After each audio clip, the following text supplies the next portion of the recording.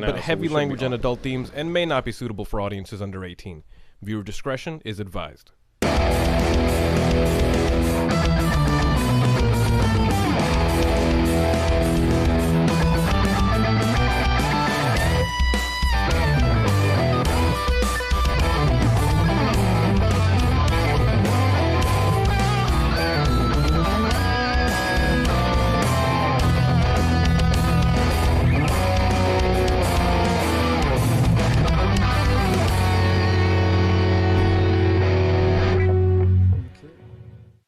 What up, what up, what up, what up, what up? What's going on, everybody? Welcome, everybody, to episode 116 featuring Andrew Nicholson for the second time now, guys. I'm sure everybody's wondering why the show is later than late. Yeah. It's only because we were not streaming for quite some time. It shut off and then it shut back on. Anyway, none of that matters. Andrew, pleasure to meet you again, my man. Again, dude. Part 2, even though 1 was, in its inception. Exactly. That was just a warm-up. That was the warm-up. Thank you, everybody at home, for hanging out tonight. Thank you, everybody at home, for hanging out tonight. I hope everybody's having a great night so far. What we were talking about earlier, guys, is that Andrew is one of the dopest drummers that I've had a chance to meet. He's been in the music scene in South Florida for about 23 years, you said. Yeah. Which is congratulations.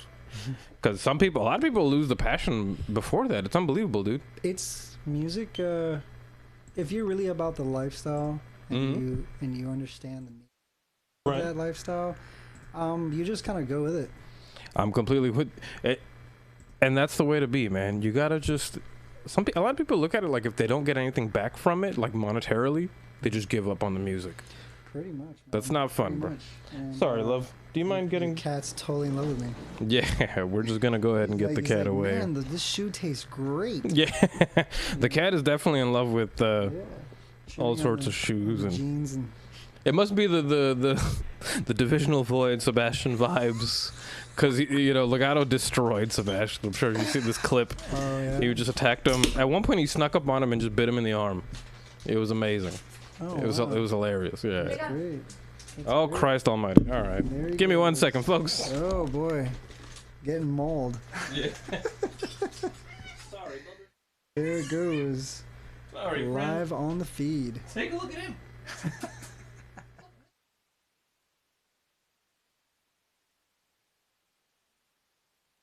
It happens. It happens, guys. It's Shut Up, Let's Talk. What would Shut Up, Let's Talk be without interruptions from the cat? Yeah, getting mauled on my first podcast is great. Today's just a goofy one, man. Like, the GPS took Andrew through all sorts of crazy ways. The stream is not... It's one of those gremlin days where you just... Yes. You just... as I thought I was saying in the first live that decided to... disappear on us. For all future guests, this is not just a complex, man. This is a total built-in inner hidden city. Yeah, no, it's a humongous complex, man, and it's terrible because I'm really bad with directions, so I have a hard time navigating people through it.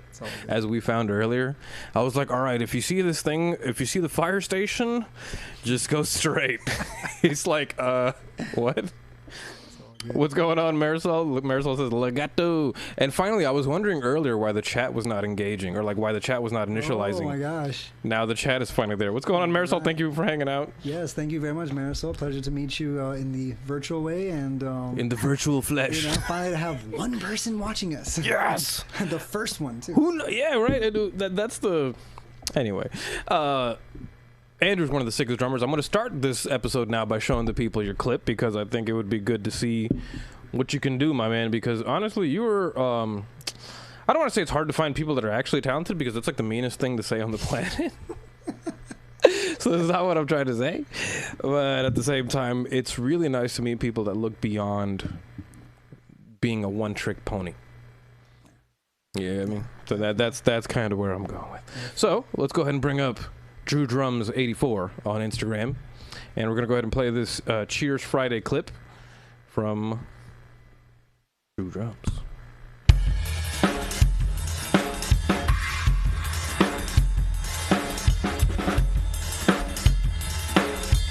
Great groove.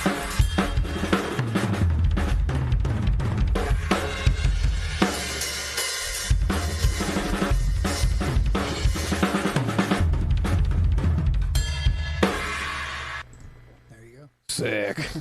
And you got all these great clips of you just kind of going ham, man. It's just kind of, I love it, man. What we were talking about earlier is that groove is a really important thing to you. Yeah, I mean, it's every musician has their personality, your character that you want to express and seep through to express. So, as much as I love all the speed and everything, and as like death metal drummers that do blast beats and everything, groove has always been kind of more of where I come from. Yeah. And I'm slowly, building into learning blast and all that kind of stuff, and definitely it's a workout. So you're learning blast? I'm learning blast. I was actually against it for a long time because I always loved groove. I always loved groove. With you, man. I was like, oh, blast. That's all it is. It's just machine work. Just and it wasn't about like, I can't do it. I know if I put all efforts to it'll take some time. Don't get me wrong, but I love groove. I come from Pantera. I come from Killswitch Engage. Is that Vinnie Paul, right? I love Vinnie, man. Vinnie Paul was huge for my upbringing. I'm a Joe Satriani fan, and they're friends. So the guitar player, Joe Satriani, I love him. They're awesome. Or he's awesome. I mean, I get it from that, and of course, Josh Freese of A Perfect Circle.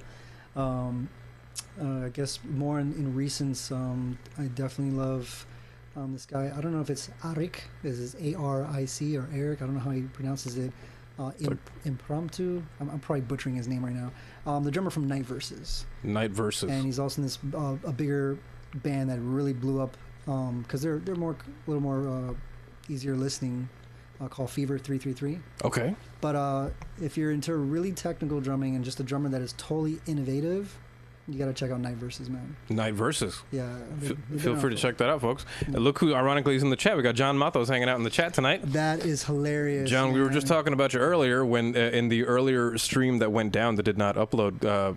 Drew is good friends with a buddy from Agora. Santiago of Agora, who was John's teacher, and we talked about this Madison amp. Tell us a little bit about that Madison amp. Oh, that it just doesn't stop following me? No, so as I was saying, I next month is 23 years in drumming, and I have started getting into the scene in '99 after 2 years, picking up the sticks in '97. Saw all the great bands that I became cool with, Poison the Well, Endo, Nonpoint. Really saw that whole era. Twice the Sun, I saw them all get signed. And for anybody, I'm sure John right now is like, oh man, this guy's going way ham on throwback right now. Oh yeah, that was a great era.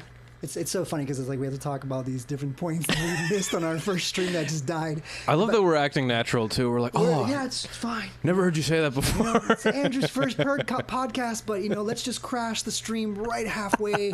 Just fuck that guy. It's exciting, folks. This is what live television is all about, folks. And Chris in the chat says Andrew is a superlative percussionist. Andrew is one. Thank you, Chris. Mr. Chris Moyer. Shout out to Chris. Go way back. Chris Moyer has been following me for the drum life and what I do musically since the days of Seven Seas. Awesome. So since I have to recap on all this from the great first stream. Please. So kind of timelining it, got into the scene in '99. All these bands, Poison the Well and everything, and was able to watch everybody, Endo, Darwin's Waiting Room.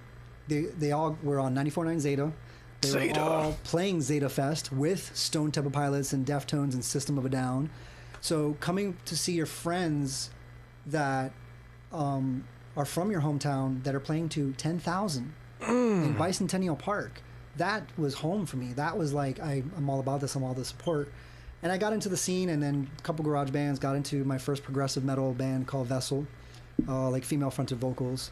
For anybody watching, if you want to even hear my history of Vessel, Seven Seas, and Letters of the Lost, you can go to Drew Drums 84 on Instagram or search it in your engine on Facebook.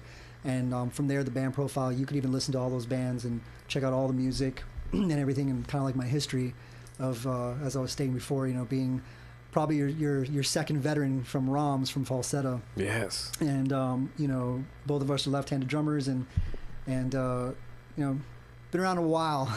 Yeah, in man. The music scene, and I've seen how South Florida has evolved in the last quarter century. Absolutely, man. So it's pretty cool, man. And then of course, Mr. Chris Moyer there, great photographer. He's captured a zillion in one bands. I was wondering, his name looks extremely familiar. Yeah, Chris is the guy Cool, man. I'll go on a quick, awesome story that's dear to my heart. Please do. Chris, in 2014, when Letters was just a duo, when it was just me and Sebas, we were playing downtown at a bar called Will Call. And Chris, with no car, took the train, took the Greyhound, and I think a second Metro Rail from West Palm all the way to downtown to Miami, just to see us two dudes, a guitarist and a drummer. Nobody else in this band at the time. We were just a duo. You can check out the whole story on youtube.com, Letters Lost, EPK. Sick, still very proud of my past work. And even though I'm not currently in a band right now. And Chris came, dude, and I was like, dude, wow. That's love. That's love, man. That's some musical love. That's major support, too. Like, he believes in what you do. Like, that's... Yeah, man, I may be 36 now since I just turned 36 recently. And, cheers. And happy birthday. It's just a number, man. You know what I mean? It is.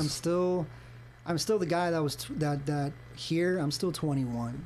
Yeah, I'm still the guy that wants to work with a band, be a producer as well, like what I did for Letters Lost, and just push everybody and help and be that supporting drive. Absolutely, man. You know what I mean? And that's my influences, like I said, from Adam D of Killswitch, and even though he's a guitar player, it's the mentality. Yeah. You know, and really what it stems to as well is my perfect, really the mentality space of it. Pantera is far beyond driven. Oh, you know, that those interviews, that whole concept of that album, that's what I like to really base my drive, my hunger. Yeah, man. It's like, dude, it's crazy to know that being in my mid-30s, I still want to do this. I still have to do this. It's never too late. And I will not stop doing this. Well, I think we're lucky in metal and rock is that I don't really think that it's locked into being a young man's game. You know, I don't think it's locked into being like hip hop can get caught up. I used to think like that because you see your friends getting signed and everything like that, and then you start freaking out. And you know, some bands, believe it or not, it does happen in rock and metal. You know, hey, dude, you got to lose weight if we're gonna give you this record deal. They do that. I'm not gonna go into the certain local bands over the years or anything like that. But they've told me these stories. I'm like, are you serious? Whoa. And I'm like, yeah. They're like all like 3 out of 5 of us have to, you know, lose a certain amount of weight or have a certain, you know, way of looking. No way. I mean, I've seen those kind of situations. I've heard of situations where like a guy I know tried out for a band, and they during the rehearsal they wanted him to do this thing where they all turn around, and then when the breakdown happens, they all kind of like turn around at the same time and start headbanging. And he was like, "Nah, I don't want to do that." Yeah, and they were like, "No, but you got to, man. Yeah, it's part of the show." And he's like, "I don't want to do that." I mean, you know, I'll say one of my things. It seems cheesy, but it actually has paid off, and that's why I have somebody as awesome as Chris that, you know, really is probably one of the long-term fans of my drumming and other people. It's great to use a mirror, you know, when you're going over your set. It's great to, even when you're alone in your room when you're younger, just to get those things because it's showmanship. You got to rock out, yeah. I'm not trying to be the guy that can do all the stick tricks or anything like that, but coming from hardcore and from metal and what I grew up from, like I said, Pantera, Meshuggah, Poison the Well, Human Abstract, Night Versus, all these different bands. I love watching some of these cats that just, when they're in it, they're in the zone, and they're just, and you'll see all my pro shots. My buddy Speedy. Shout out to Speedy. Yeah, Speedy. Great photographer, man. Speedy's been around for a minute, dude. He has. Speedy lives to his name, even though he crossed over into the wrestling world. He did. Great portrait photography. I met him in 2013, and Speedy is just exactly what he does, man. He's just, boom, he just knows the angles. He knows how to capture it. He knows how to draw the camera straight to you. And that's what he did. We really clicked with our energy. And if you go through all my photo shoots and everything like that with Drew Drums 84, through all the albums and stuff on the drum page, like half of those, like 3/4 of those shots are all him throughout the years, whether I was in 7 Seas or Letters Lost, and killer photography. Yeah, some of that stuff I cherish, you know, just good memories of, you know, capturing a moment in time where I was in the zone and I was just in my happy place, man. That's the way to be, man. Well, showmanship, I mean, nobody's gonna Joe Satriani, my favorite guitar player, dropped a piece of advice on me, you know, from a video a long time ago, that he said nobody's going to pay you to nobody pays to watch you play scales on stage. You know, like nobody, like they want to hear you write music. They want to hear songs. Like they're not there to watch a demonstration.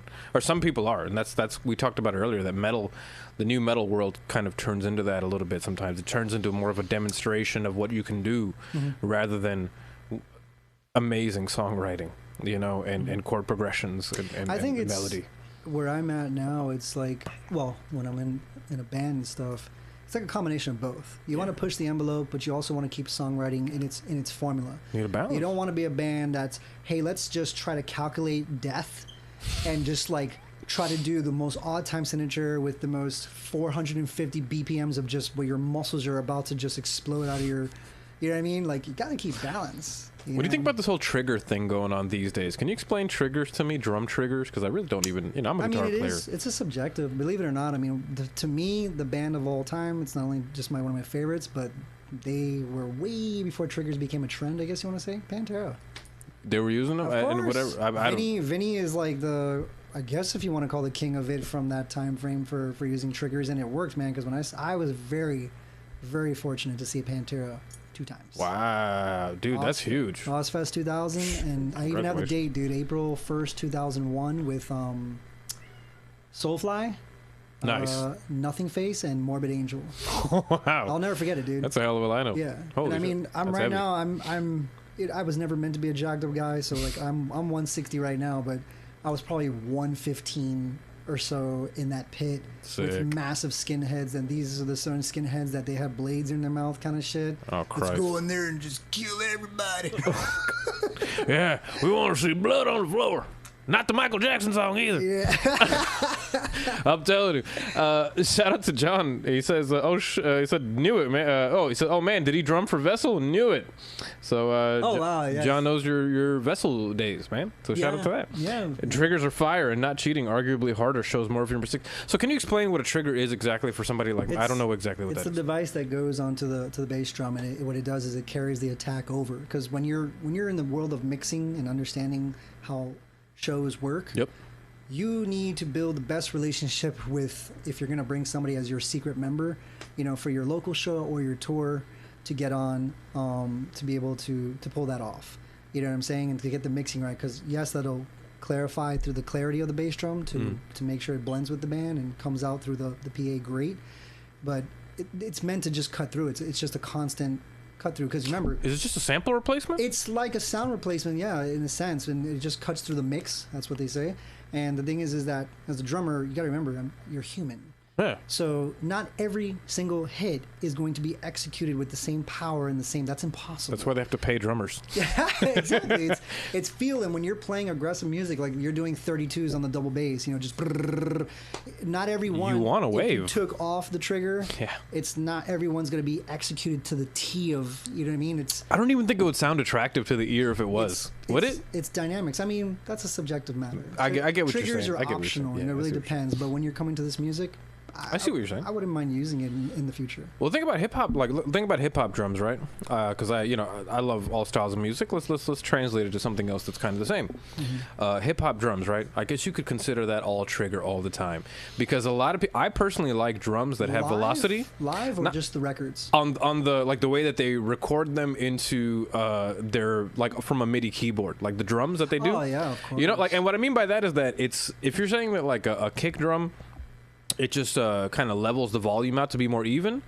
Dude, like hip-hop drums are all 100% velocity almost all the time, because they actually don't want dynamics. Yeah. They push against dynamics. In my own, whenever I make music, I prefer hip-hop drums with dynamics. Yeah. Because, I feel like it tells the story more, right? It's more articulate. It's funny, as much as I've been listening to hip-hop, I'm 36 now, so I don't know what, 9 or 10 I started getting into hip-hop, and then I was into metal like by 7 or 6. Right. I never really I love all of it. I love all the versatility and everything, going from the days of Wu-Tang and going into Nas and then Dead Prez and all these different groups. Sick. I've never, because I knew they were all samples and everything off of MIDI, so coming from a drummer's perspective, I never really went depth, like I guess how you're speaking of, to see of those samples and what they are. I come from a different background as far as the writing analog aspect. Yeah, analog, doing it old school, the good stuff. Yeah.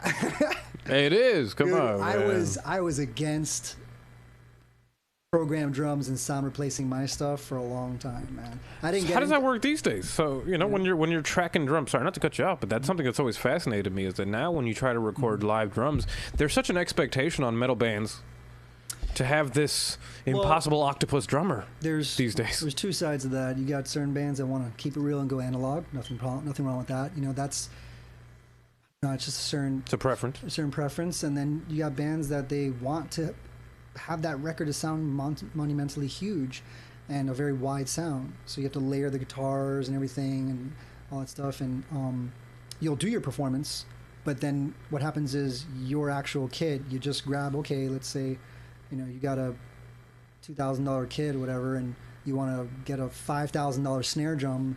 You got the performance, and then you grab a library and you just paste it over. Yeah. You still did the job. You still did the performance. You're just enhancing. You're swapping sound. So yeah. A lot of people, that's just a mental game. I was guilty of that. In Vessel days, as John was saying, I was the guy that was like, no, it's got to be me. It's got to be real. It's got to be organic. You got to keep it real, man. You know? And then I let go of it, and even on the last record with Letters of the Lost, I sound replaced the bass drum. But I was very, very fortunate with Giovanni Angel, him and his amazing studio work. That is a guy, between him and Sebas for his studio, Visceral Studios, those are two great guys in the scene to go and work with. Great personalities, very smart guys. And Giovanni was just very fortunate. He understood me and what I was going for. And I blended in for the sound replacing on just the bass drum. So everything else is real. It's my actual kit. Yeah. You know, it's my most proud record to date when I was in that band. And as I was saying before on the first Dead stream, anybody that, you know, Drew Drums 84 for the Instagram and Facebook search engine, and through the Facebook one, you'll get my whole catalog of what I did for Vessel, Seven Seas, and Letters, and you can listen to everything. You can even watch the electronic press kit of Letters of Lost. Just search it on YouTube and put EPK, and I co-directed it. And I'm just mentioning all this stuff because I'm currently not in a band. I'm just, you know, here talking about my history and been in the scene and my resume, so to speak. And it's a sick resume. I'm proud of all my work, man. I really am. You know. And your skills now are your biggest resume.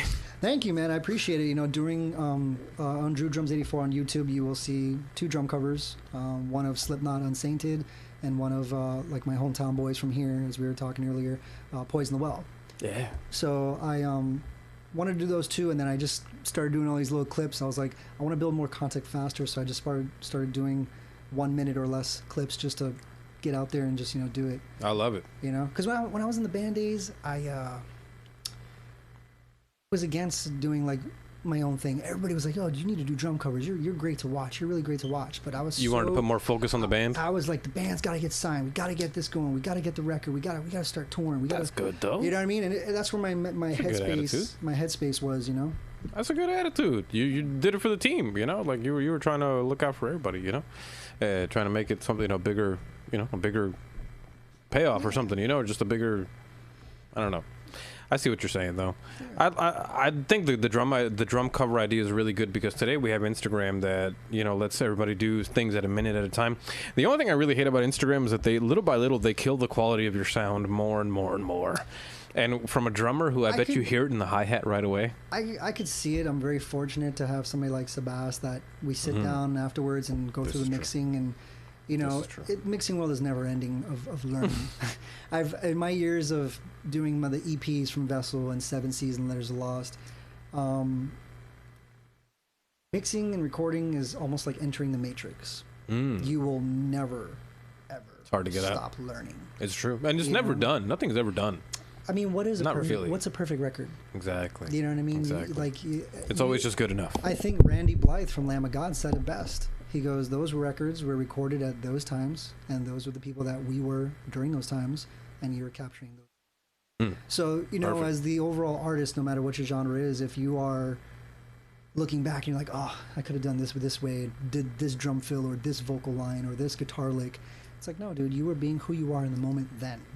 Now you're overanalyzing it. It's just a sound photograph. Of course. And as a musician, that's what you're going to go through. You're going to go through all these phases, and I was the elitist. I was that guy. I love it. You know, I was. That's growth. In Vessel days, I was the, you know, that guy, you know, can't play his 32s right. Fucking pussy. You know what I'm saying? I let it go, and I just matured and, you know, really wanted to humble myself and you know, that's what happens to you as a musician, man. If you really want to grow, though. If you want to grow, and that's the thing. You know, you still bump into, you know, there are people, and there's nothing wrong with confidence. Confidence can take you many places. It can take you from A to Z. But at the same time, it won't. Maybe it depends on how you get your delivery across. I would say confidence will always get you through, but it's really the other coin, which is the ego. You know, that's what'll hurt you. You think? The ego will definitely crush you. I'm with you, man. You know, you have to balance that out, and I would say just make sure it matches your talent. I would say though, like in the aspect of ego, to anybody of any whatever your instrument is, or even if you're a graffiti artist or a painter or whatever, kill your ego. Yeah, please. Always kill your ego. Like, I'm with you. Shatter it, crush it, be humble as you can be. Always, you know, for your relationships and your networking. It doesn't matter who they are, man. You know what I'm saying? Whether all my musician friends, dancers, photographers, producers, anybody that's part of it, always, you know, build and keep great relationships. I'm with you, man. I'm the same way, dude. Never try to burn them, and that's a good idea. You know, and even if you had a great relationship that was close, like me and Speedy were close. We had a great photography. Speedy is like literally at my ending of 7 Seas and my whole entire career history of Letters Lost and what he captured during that era in time. Wow. And he crossed over to wrestling, and nothing but a respect for him, and he blew up in wrestling. He was working with some big shots. He's doing amazing, dude. He's doing amazing, man. I'm proud of him and in the photography world for that. Yeah. And we still keep in touch. I spoke to him the other day, just you know, hitting him up. Well, creativity is all about growth, isn't it? I feel like we follow a different path than other people. You know, I feel like there are people out there that go to college, right? And then they expect to get a certain job, and they expect to make a certain amount of money, and then they buy a car that fits into that amount of money, and they do all this stuff based on this plan, you know, based on this.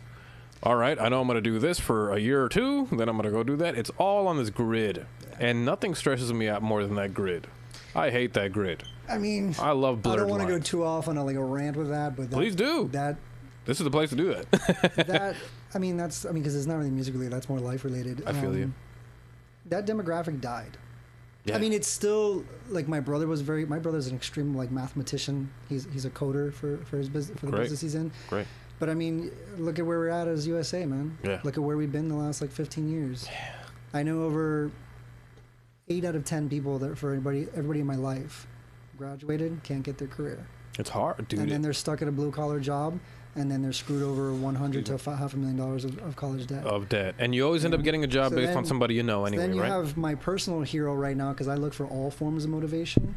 As you should. I don't just look on a musical. I look from even somebody like Bruce Lee, who's martial arts, or role models, bro. Michael Jordan, or even J-Lo. You know what I like about J-Lo? Drive. Yeah, she kept the real. That girl's drive. She kept it moving. From Fly Girl days to now, just drive. She kept it rolling. She kept it rolling. Maybe a die-hardcore kid and a metalhead, 305 for 23 years plus going, but you're a musician, brother. You know what I mean? Like, I find everything, and going back to that old demographic is, for me now, is Gary V. He's amazing. I love him. His delivery is hilarious. He's crushing it. He's great. I find it funny that the parents are like, "Why do you curse so much?" And it's like, it's how I get my fucking message across. Why do you not curse so much? And it's funny because it's like that's probably me in 20 years, because one of my dear, extremely talented bassists that I worked with in 7 Seas, Nick Musamechi.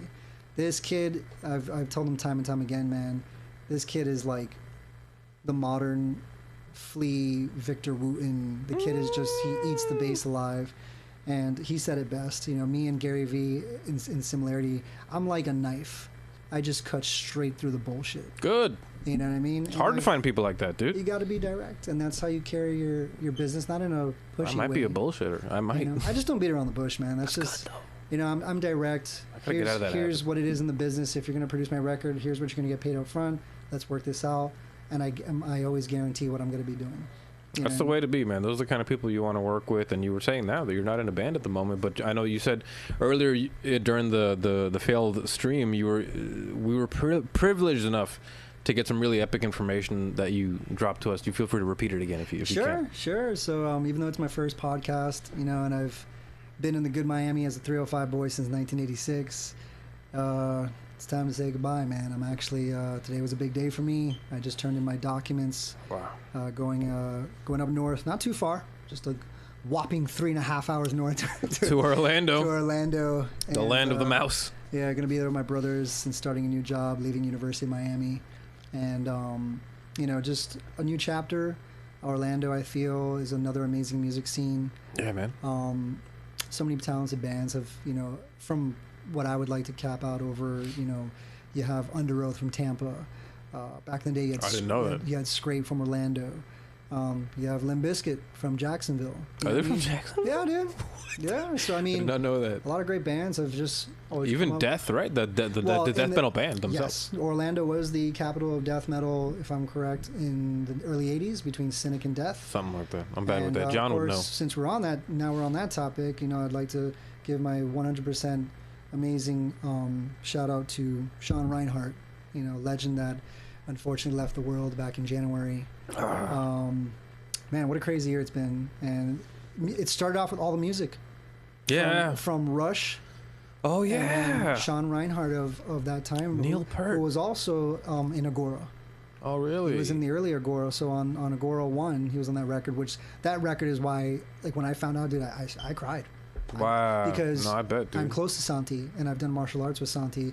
I have been welcomed into Santiago's home. Wow. I know his whole family, his wife Ingrid, and all this stuff. And so you felt the pain. So when Sean passed, man, I was blown away, dude. I couldn't believe it, because Agora 1 for me was, that record was a monumental point at age 18. Learning algorithms like that and off odd meters and just good, I would say, European metal, even though they're a Miami band.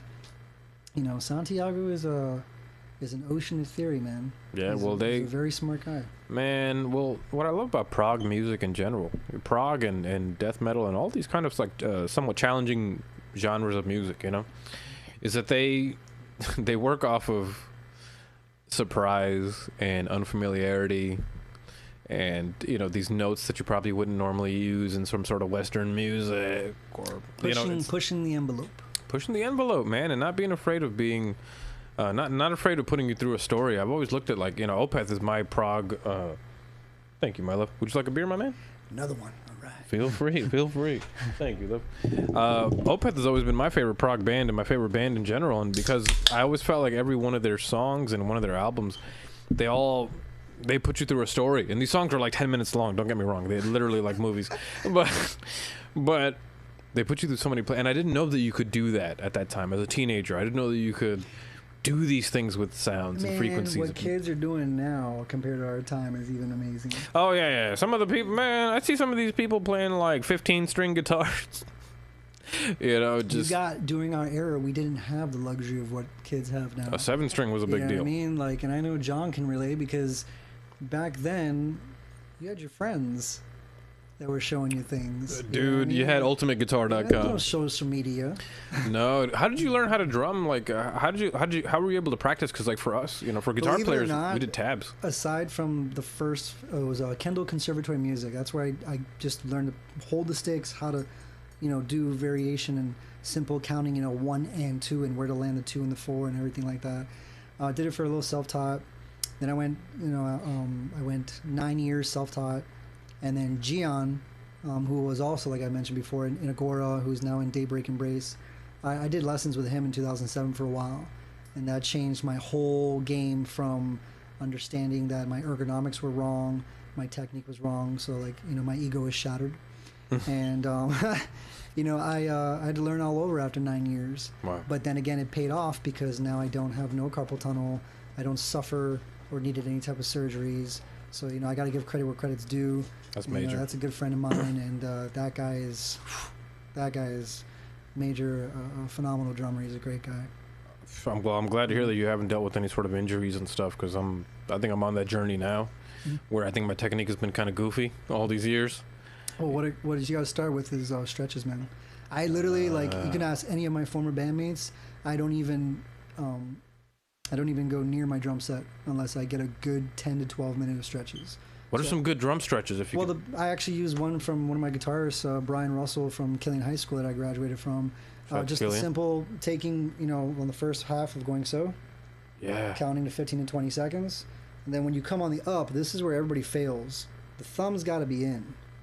The thumb, never leave it out. Oh. So you start to feel all those tendons under here. So it pulls the and then your arm's got to be straight. Don't be doing this or this. And those are great techniques to go into and stuff like that. And then that's just to kind of get the muscles from here, get them a little spaghetti and loose, and then start working on individual tendons as a drummer.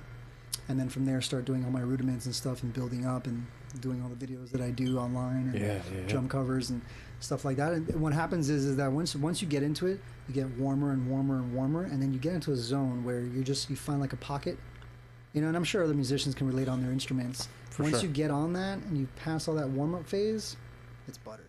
Dude, I'm with you. There comes a point in guitar where you'll be playing long enough and you calm yourself down enough to where I'll be picking and it doesn't even feel like I'm doing anything. It's really odd. It's really weird, dude. And I've tried to explain it to other people, and they're like, I don't know what the hell you're talking about. But like other guitar players, you know, because maybe they don't.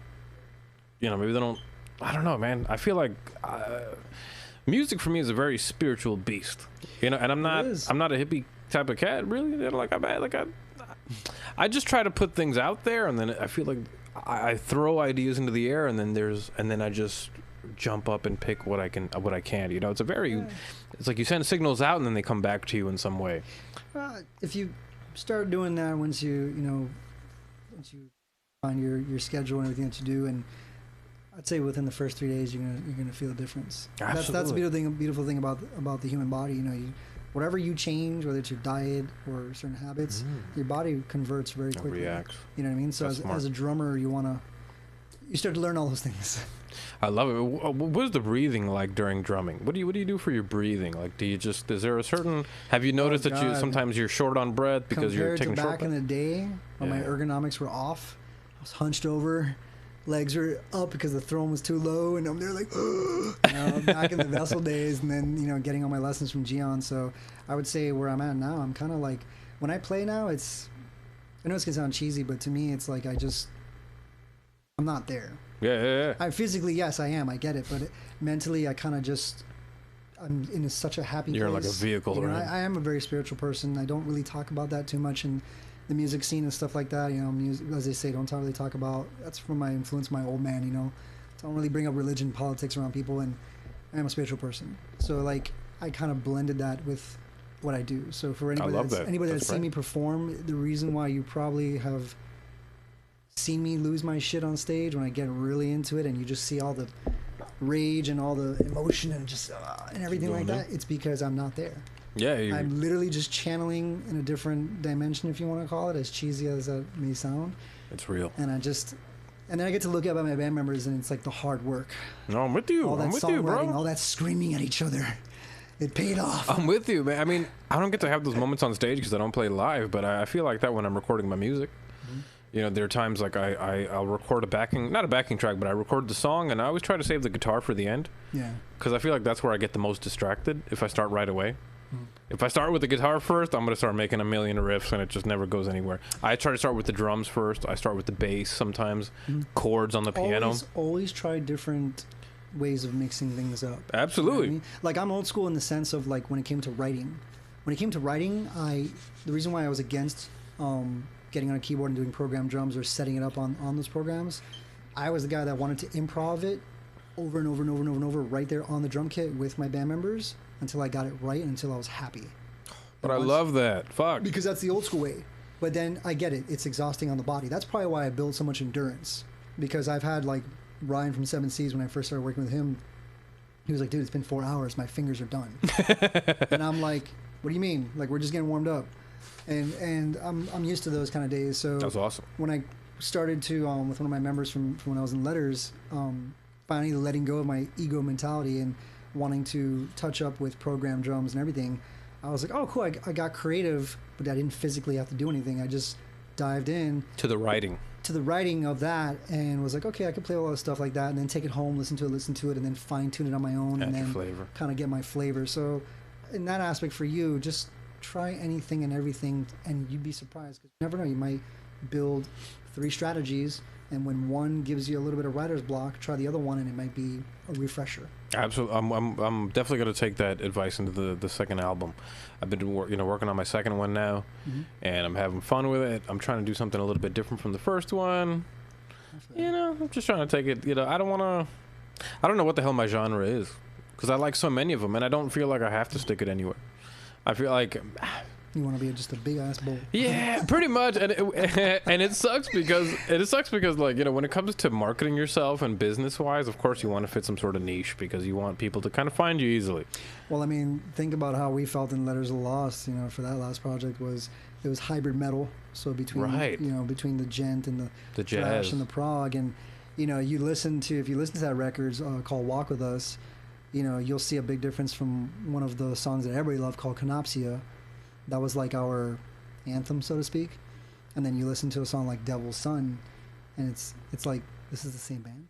You know what I mean? Like, but there's still that tinge, that signature sound that we were trying to create on our own thing, you know, and you'll fall into it, man. You know, I think one of the greatest aspects of that or influences that I've always carried with all my music is Led Zeppelin. You know what I mean?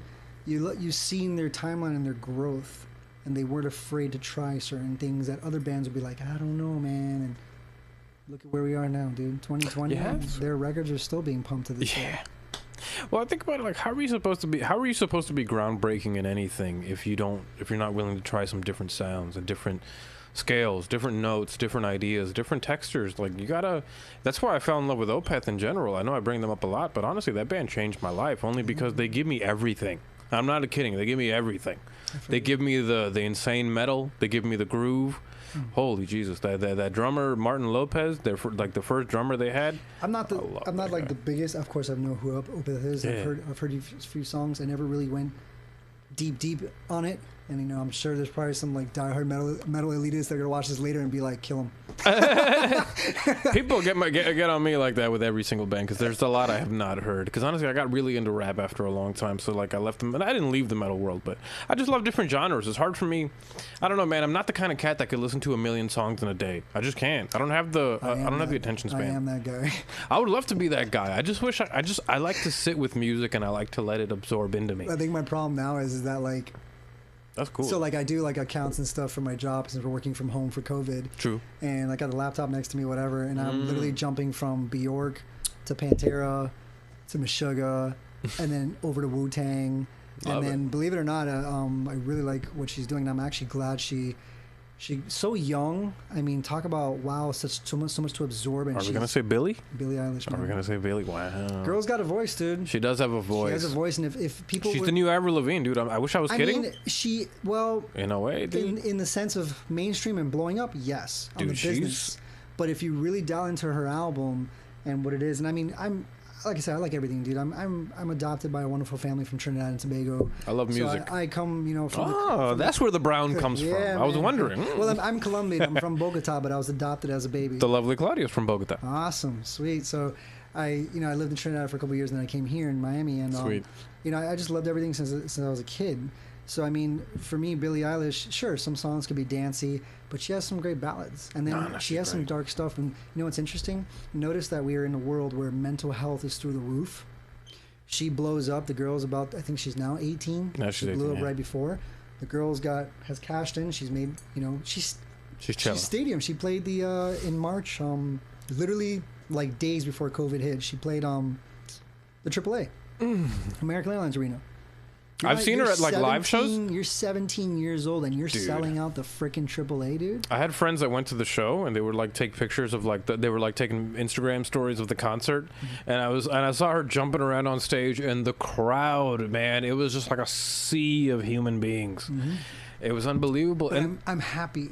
I'm super happy for that, because the thing is she is like the up and comer in the sense of, look at years ago, what was the other lady, the girl that blew up with her amazing voice? Adele? Right. Adele can sing.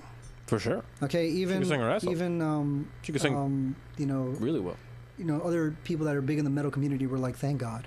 Somebody that doesn't need to be auto-tuned to death. Yeah, oh, you know what I mean? So with Billie, if you really look at even some of her live performances, she could really do that like that? I haven't dove in like that. Girl's got it. She has a different dynamic, but I'm glad because her music is dark. Some of her music videos, it has all the devilish stuff and dark and blood. There's some twists. I've seen one or two of them, and they're pretty wild. So she's not really bubble gummed like what Britney Spears was. No. You know, she's new pop. I'm glad that she's that big, because now all these girls that are watching her, that are the musicians, that are learning to be a musician and a singer, they will now take it to that level where they want to get this to be top notch. I'm with you there. No more of this auto-tune stuff. I get it. It's, metal bands do use it.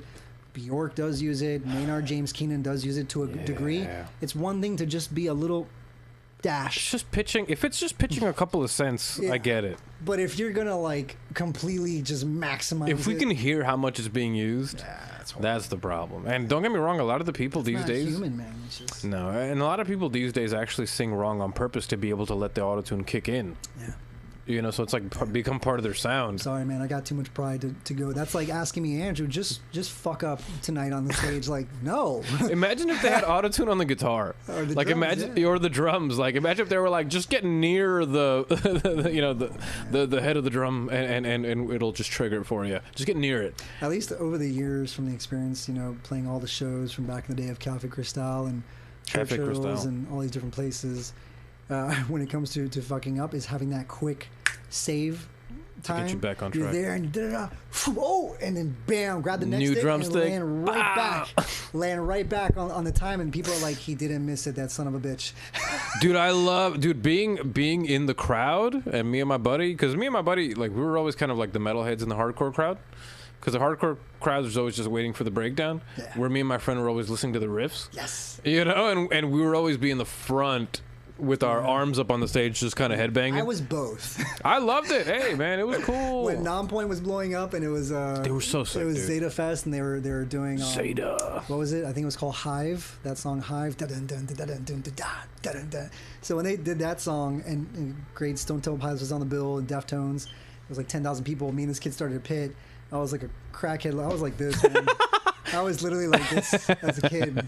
You could just go, and there you go. I go right back to Trinidad, and I just started that pit, and I was like, oh my god, I just opened up a total wall of death. Yes. Oh man, that's so sick. So then I became you, and I was like, I'm just gonna chill back here. Yes. Sip this beer before I get wrecked. I'm gonna study that drummer before I get wrecked. That's what it was for us, dude. Me and my buddy were the same size, so we were like, let's just get musical with it. Let's just helicopter. We saw The Devil Wears Prada at the Talent Farm. Oh my God! Which Talent was Farm. at the Talent Farm. Throwback. I got nearby here in Pembroke Pines. Yeah, I got what was it? Which I didn't realize at the time. New Times did a thing on Seven Seas when we played there. No way! Yeah, man, shout out to them. That's what's up. Yeah, it's a great feeling, man. I know it may seem silly to others to be like, dude, you're in a newspaper thing, but for the artist, it's just... That's rad. Especially after a long time, man. Something so small can just have so much meaning. I think it's always better to get recognized in your own city first before... I mean, of course, if you're going to get recognized globally, why not? But respecting your own city first it's like the first taste of that juiciness. Chris in the chat says, right back to Trinity. In reference to the comment earlier. Of course. But of course, man. Honestly, what I missed today... really quickly. The reason I compared Billie Eilish to Avril Lavigne is because I noticed that it's not just that she's popular. Right. That's obvious. It's the fact that she's influential. Oh, of course. When I go outside to Walmart, or Target and all these places, guess what I see? A bunch of young girls dressed like Billie Eilish. They got green, blue, purple hair, all that good stuff. They got camouflage, whatever. They got big hoodies. I'm actually they're dressed like her. I'm glad to see that, dude. Because same here. Because when I was 13, I had the black nails and I had the Marilyn Manson shirt. I miss it, dude. I had my long, the mushroom haircut with the hair down, and dude, how cool was it? Superstar. And how cool was it seeing somebody across the fucking street and being like, "Oh, that dude's probably cool as shit. Let's go chill." So and then you get to go chill with people. Yeah. It became our way to kind of hang out, man. And we haven't had that. And when I say we, I mean like the rock and metal community, man. We have not had that in a long time, dude. We haven't. For a long time, ever since the Columbine dealie, they've been kind of... Rock just left the radio right after that happened, because guess what? They blamed Marilyn Manson for that shooting. I remember that. And next thing you know, guess what? No more new metal on the radio.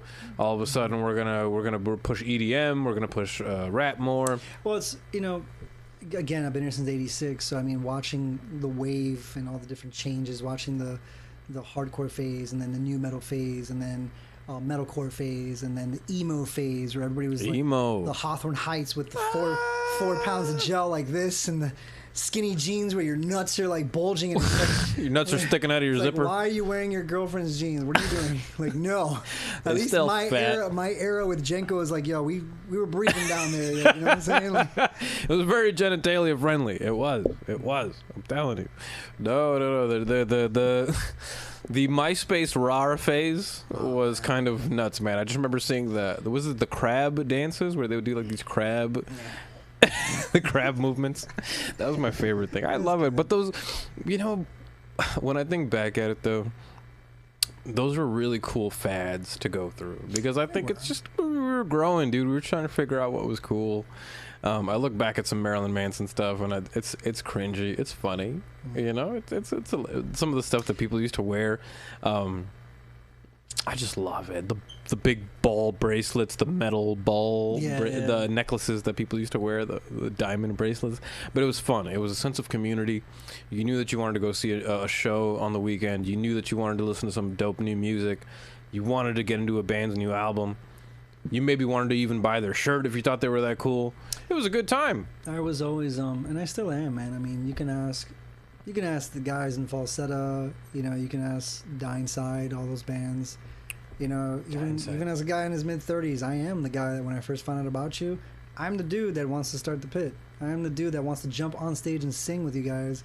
I'm the dude that wants to buy your shirt and your CD, and then by the next day I'm going to make a post and I'm going to share a video of what I captured of you live. Like that part of me is still the child where I actually still have in my parents' house the VHS tapes.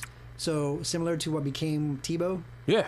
I would, when VH1 would do Metallica or Chili Peppers, whatever, I still have the tapes, dude. Me too. I used to record music videos and stuff. I would record commercial, pause, it comes back on, record. Same! And then I document it, write it, and then I'd watch it probably 40,000 times because I became obsessed with the lifestyle of what these guys were doing and just watching the band start in the garage days. And same here, dude. Getting that deal and seeing the fans and then getting to the stage that they always wanted to play that they said one day we're going to do it. It was my dream, dude. It didn't matter the band. Even when I grew up to 311, one of my favorite bands. Nick Hexum said it. He says, we're going to rock this stage one day and we're going to do it.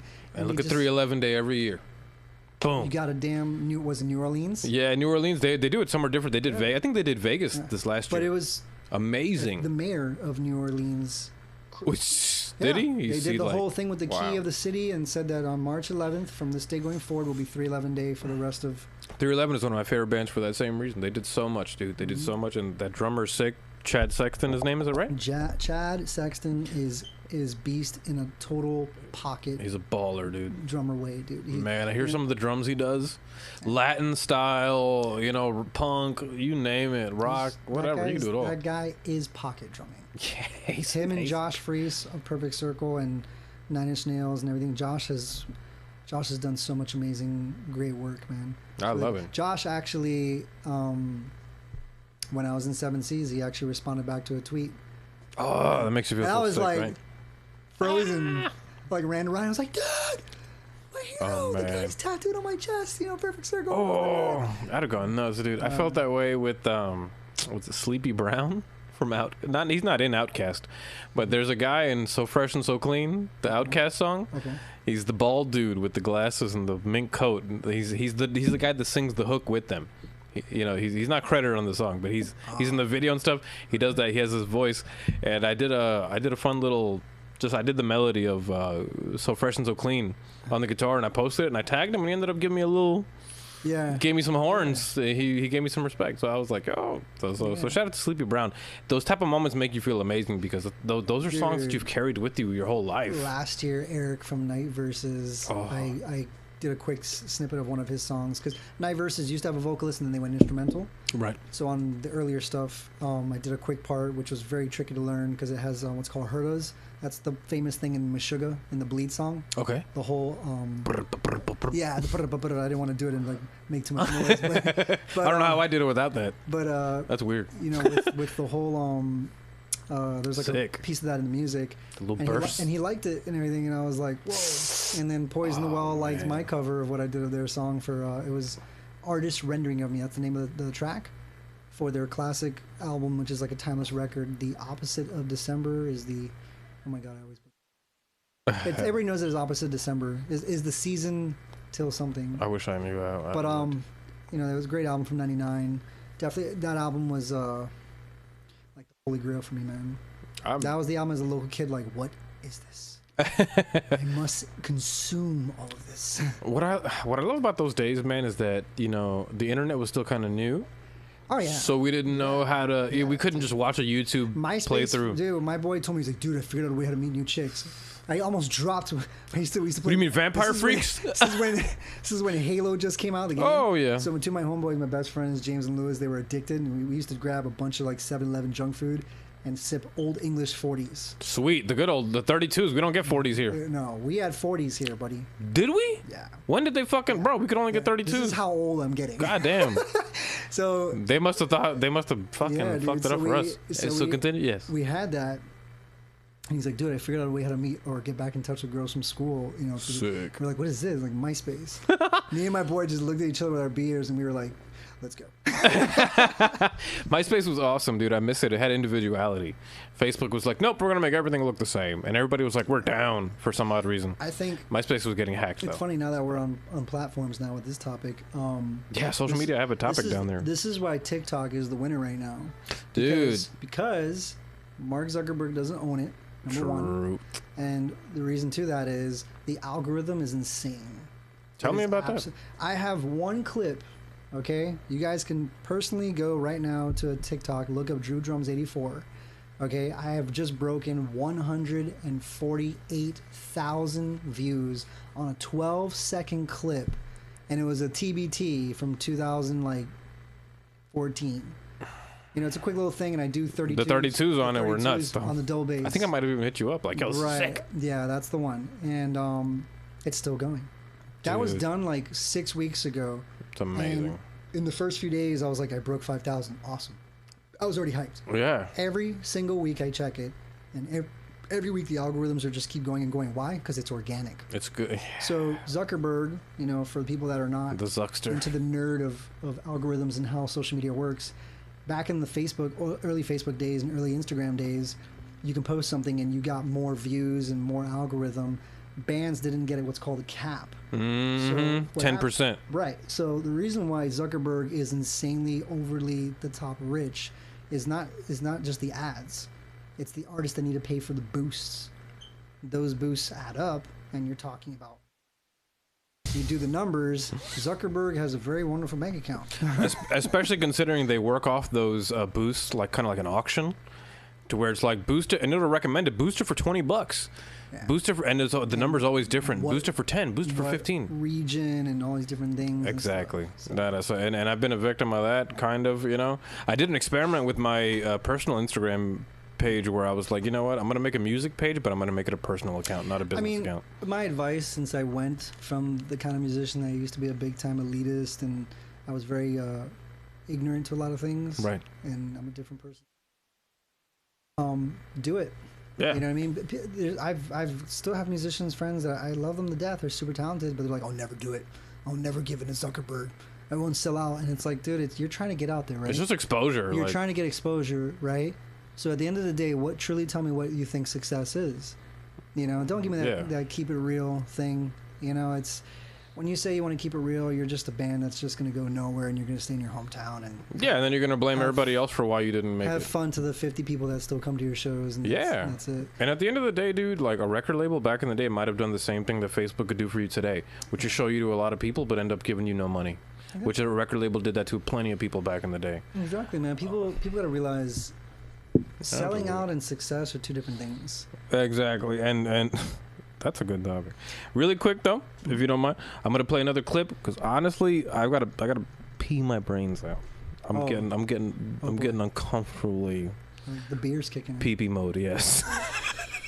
So we're gonna go ahead and play another clip from Drew Drums 84 because you got so many sick. From the Instagram or from a YouTube? From the Instagram. Why is this not coming up? Give me 1 second. Shaboom. There you go. We'll throw it up there. And let's see. What are we on right here? Drew Drums 84. Let's go through some clips. Let's play this one. I don't know what this one is. Let's see. Oh, look at that drum kit. Look at those ergonomics. All right. I'm going to let this loop while I use the bathroom really quick. I'll be right back.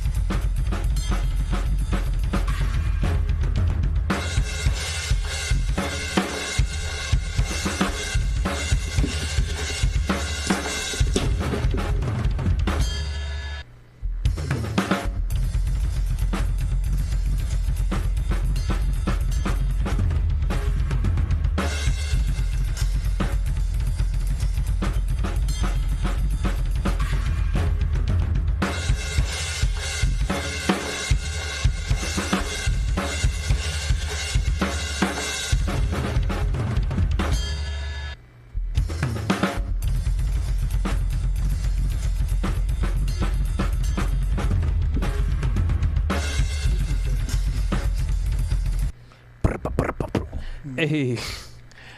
All right, we are back, folks. Sorry, guys. It's the age of Corona, so I actually had to wash my hands very nicely. took me a couple more seconds. So anyway, we were at Technique, man, and we were at the what's the last thing we were talking about?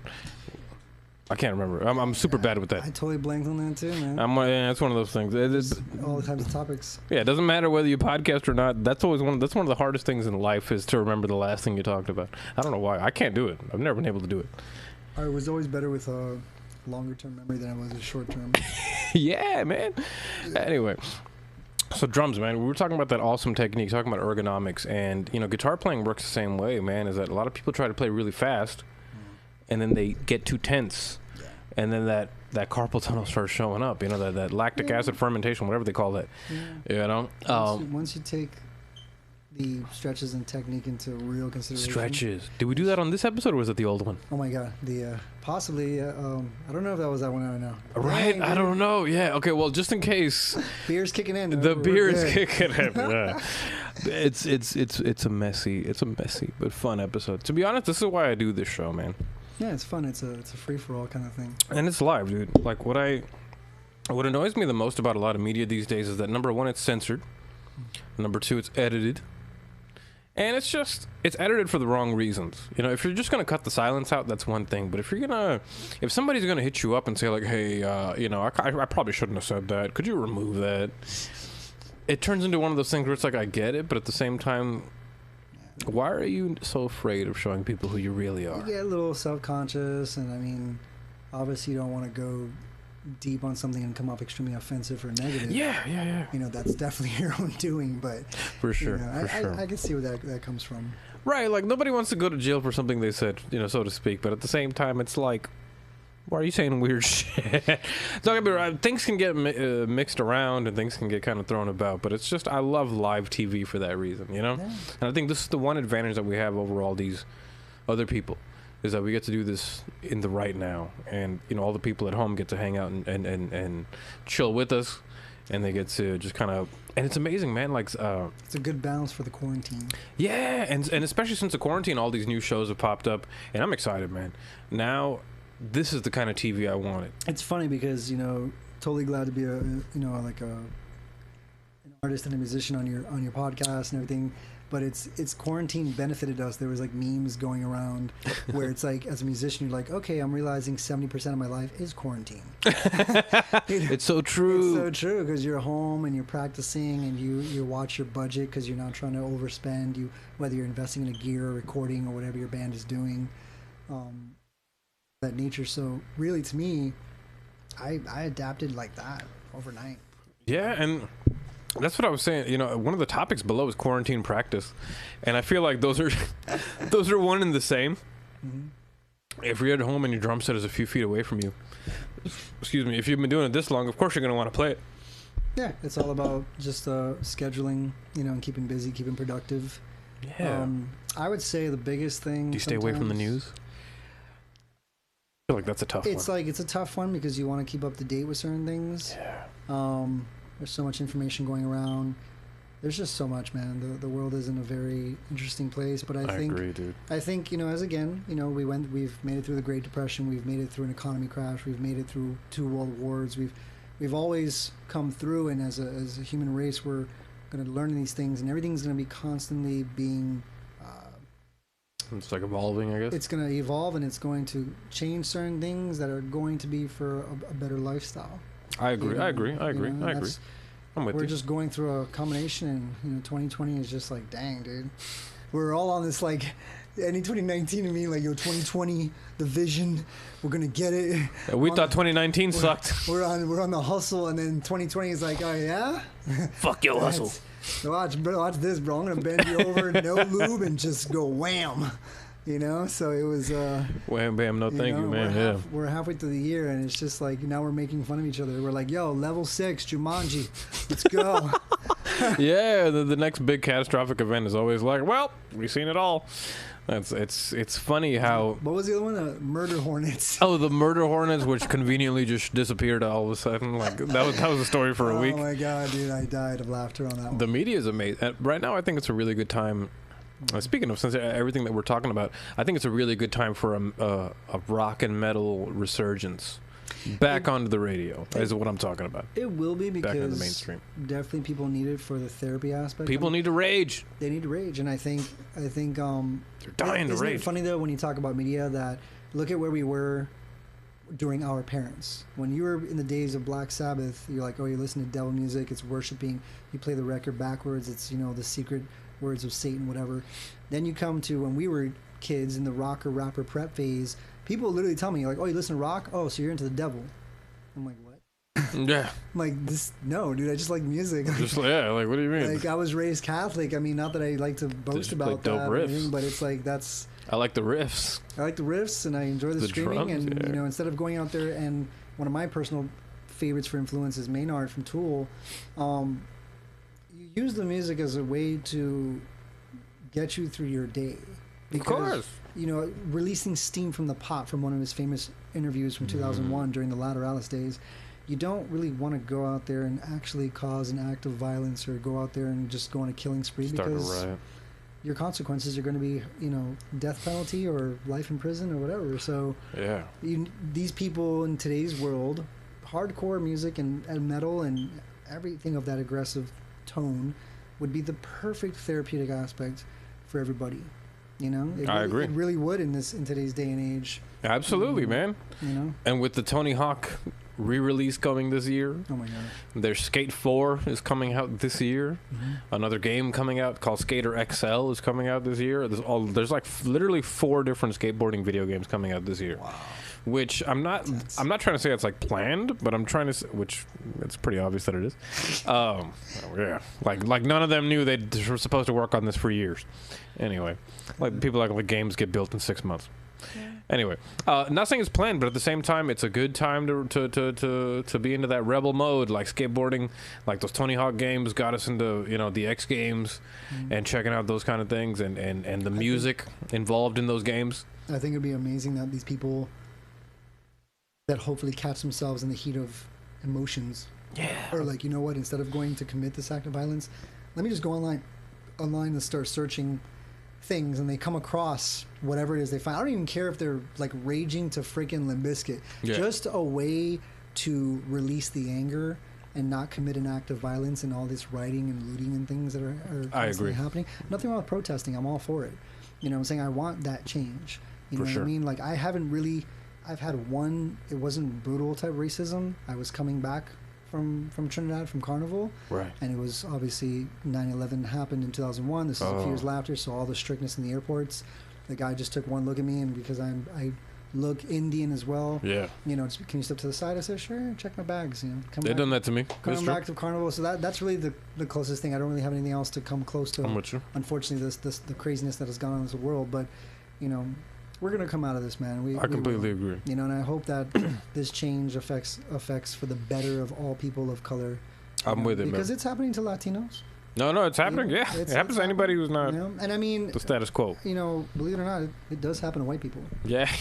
You know, one of the biggest ones. True. I mean, not that I want to go too much on this because we're here for music, but you know, cops do plant drugs, and I've seen innocent white people. I've seen the videos, and it's like, why are you taking meth and putting it in a woman that just went 15 miles over? Come on, man. Yeah, they do that all the time, dude. Dude. Corrupt police is gonna be corrupt no matter who they're targeting. You know what I mean? Like, so that's why I hope the biggest, just to kind of end this thing, this personal topic, is I hope that the biggest change is a very extreme reform for cops. I agree. Like type where you can even take a psychology test, and I think in the oath, what they need to do is, besides swearing that they're going to protect and serve, also stating that I am not racist. So that way, if you commit this, you're done. I'm with you on that. That's a good idea. Once you're terminated in your precinct within your state, that also eliminates you from the rest of America. I'm with you on that, man. You know, so that way it really puts the cop to be like, okay, these days are over. I can't get away with this. I got to really give it my all, you know? I've been having a hard time trying to find some sort of solution myself, and you know what? That one is a good one. I like that idea. I mean, dude, I'm not a guy of college. I was, you know, I'm high school educated. Same here, brother. I did a little vocational in here and there, but I mean, it's not rocket science to really sit there and say, what's a way to really grab the art of humanity? Grab the blue cops, what does it say? Blue Lives Matter? Oh, yeah. Right. Yeah. I get it. They do their job, and they are good cops. But, you know, just reform, get more on top of that, and you will see a massive repercussion of a better difference. Absolutely. To change all these things and to not allow them to turn off their cameras when they want to be tricky with it to get away with things. Absolutely, man. And you will see massive change. And cultures are tricky. It doesn't matter who you're talking about. All cultures get tricky because all cultures learn different things, and you know, it's a tricky one. It's hard. You know, I think life has always been. If life was easy, it would be. You know. Got that right. We constantly, human beings, we're on a path to kind of figure out what is the best way that we're all going to be on the same page. And it's tough because we've all been taught so many different things. That's why we're all trying to figure out how to get on the same page. Mm-hmm. So, as long as we could try to get on that without sort of drawing any blood, I'm all for it. You know, as long as we can make some sort of change happen without anybody showing me their internals. I think we're good to go. You know, I just want that. I just want love and peace for everybody, and that's what the show is that's what the show is for. It's to spread positivity, spread ideas. It's to talk about why you're so fucking dope. Thanks, you know what I mean? And that's what the whole point of the show is, man. That's what, you know. This show, I love this platform. It's live TV. It's on the internet. It's underground. This is what metal. This is what rock. This is what all the really dope rap is really what it's like. You know, it lives in the underground because. The people that want to tell you to buy Nikes and get iPhones, you know, those people are not looking out for your best interest. Maybe they're telling you they are because they want you to have the best. But at the same time, you know, that's kind of tricky, man. A lot of people don't want you to be too smart because they, you know, you might realize you don't need them. So it turns into a whole tricky thing. But what I love about music, what we were saying earlier, is that yes, we're in a really good time in our lives right now to, you know, to get back to rage music. To get back into, you know, that kids learning instruments again, you know, like don't get me wrong, kids are still learning how to play the guitar, but these days a lot of people learn how to play the guitar because they see somebody doing gent and they see somebody just shredding their face off. Mm-hmm. Back in the day, we could see somebody do a really nice blues line. You could see a B.B. King type just bend the note to a certain point, and that would sing to you. And you would think, wow, he hit one note, but it made that one note sound better than half the song. I think it's phases. You know, kids now do have the luxury that we didn't have, and they're able to learn at a faster rate. You know, you find kids at 14 that are playing animals as leaders already. You know what I mean? Hands can't even fit on the guitar, but they're just going nuts. Tosin is not from planet Earth. Nice. I met Tosin in the Reflux days. Sick. Whoa. Way before. Seems like a nice dude. Oh, totally nice dude. Very humble cat. But kids are learning that, and it's great. But I mean, there's phases, man. And this is not to judge anybody. I love where we're all at in every phase, because the future is supposed to be kind of complicated, isn't it? So don't get me wrong. It's not like I don't expect the guitarists of today to be a bit more advanced than a BB King like I named a second ago. Mm-hmm. I was that guy. I was the guy that let me learn as much odd time signatures. Let me learn as much. That's good. Crazy things, and then after a while, it's like you want to be about the beat, and we want to be about the pulse of the song and what it calls for. And that I think is a great thing to be as a drummer. I developed a mentality so long ago where it's like, oh, I gotta have fills, I gotta be crazy, I gotta be so out there, and you start calming down and you start pocketing your drumming more, and you start getting into that vibe. And I would say that I've met other guitar players. You went from the to just songwriting, find that pocket, find that signature sound you're trying to create, and go from there. Earlier I was listening to your drum playthroughs, or your drum, the drum clips that you were posting, and when I was trying to think of music in my head to follow this drum beat, of what you were playing, it was ironic to me that it was all bass.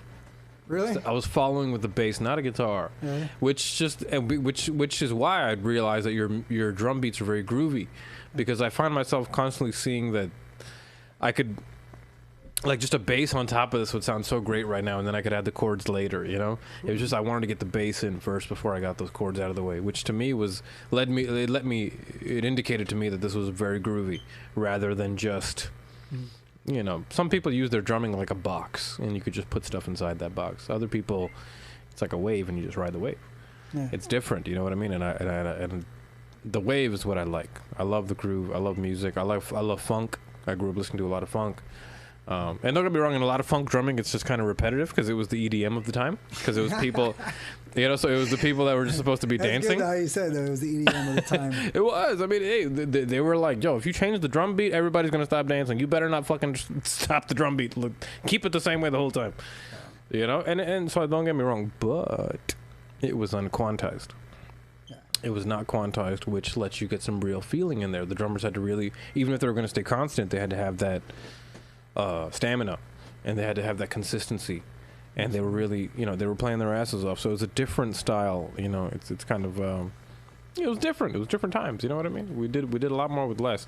And my favorite, you were saying earlier that your style of recording, you like to kind of play the take, and you want it to be as much of you as possible. I'm a lot the same way, man. Like when I record, I do, when I'm making my own music, I try to do the drums and the keyboards and all that stuff, and at the end of it, it's the guitar. I like to improvise as much guitar as possible, and I like these real raw improvised takes of and if I mess up, I mess up, but I still try to figure it out. Like, you just want it to be random. You want it to be what you're thinking at the moment. I mean, if some people do, right. I like that. If that's some what your comfort is, and that's where you want to be, and you want to stick to that way, go for it. I'm with you. I'm with you. Yeah, songwriting is also an art of its own. It's just for me, between the analog and between programmed drums and being able to take the best world, I'm able to keep my creative outlet fresh. Yeah. I don't lean up too much to one side and get stuck and get writer's block. I can always come over here and try a different way. Oh, that's smart too. So it's just different atmosphere. You have to be versatile. That's smart, man. Once you find different ways to work around it, you'll kind of work in a way where not just one lane, you can pick multiple lanes, and that way it'll give you a different way of always keeping up here creative. I'm with you on that. That's the one thing that's the hard part, is not just maintaining your talent and your creativity, but it's how to expand it. I think that's where a lot of people get stuck, is how to grow. I got stuck in consistency. Yeah? What helped you break out? What were you doing a lot of, and you were like, let me switch it up? Surprisingly helped me out? COVID. Yeah? I mean, not that I wanted it to happen to the world, obviously, you know what I mean, where it's crazy. Right, I was very fortunate to keep my job and everything, but in the aspect of, it's like, right, I'm home, and I'd practice a certain amount on a week, but now it really wanted me to step up my regimen, because I got stuck at a plateau. Yeah. Oh, I see. And every musician can relate to this, where you hit a plateau and you just don't know how to get past. Don't know how to get past it, man, and you're kind of stuck. And really, the key thing, it seems so simple in the concept of saying it, but it's doing it, and that is continue practicing and pushing yourself to practice more. And the thing is, it's practice, though. The definition of it that I learned from this online drummer, I forgot his last name. First name is Mike.